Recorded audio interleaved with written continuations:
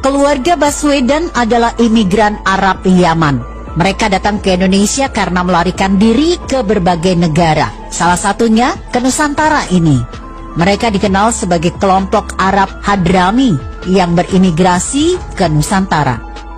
Mengutip artikel yang ditulis Markona yang disadur dari redaksi Indonesia.com, mereka merupakan kelompok miskin yang harus meninggalkan Arab karena ajaran dan tingkah laku mereka membahayakan politik pemerintah di masa itu, dengan selalu mengatasnamakan agama untuk mencapai tujuan mereka.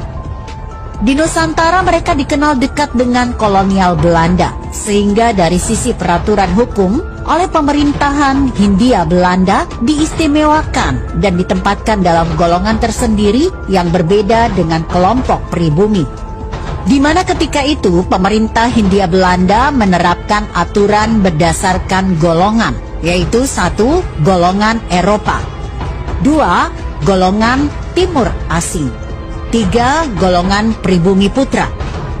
Keturunan Arab ditempatkan sebagai golongan Timur Asing dan telah terbiasa melihat diri mereka lebih tinggi daripada pribumi, sebagai kasta yang lebih rendah dari kasta mereka.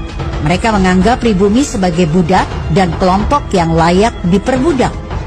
Untuk mempertegas keberadaan mereka sebagai kelompok yang berada di atas kelompok pribumi, Abdul Rahman Baswedan mendirikan Partai Arab Indonesia pada tahun 1934, yang merupakan partai identitas keturunan Arab sebagai pemilik kasta lebih tinggi dari pribumi itu sendiri. Abdul Rahman Baswedan merupakan kakek dari Anies Baswedan. Sejak tahun 1934 telah membentuk suatu kekuatan politik atas nama Arab, agar mereka yang berada di Indonesia diakui sebagai Arab Indonesia, bukan pribumi Indonesia, melainkan orang Arab yang tinggal di Indonesia, merupakan suatu politik identitas tanpa rasa nasionalisme. Kondisi tersebut masih tetap mereka pertahankan dengan pola berstruktur dan masif.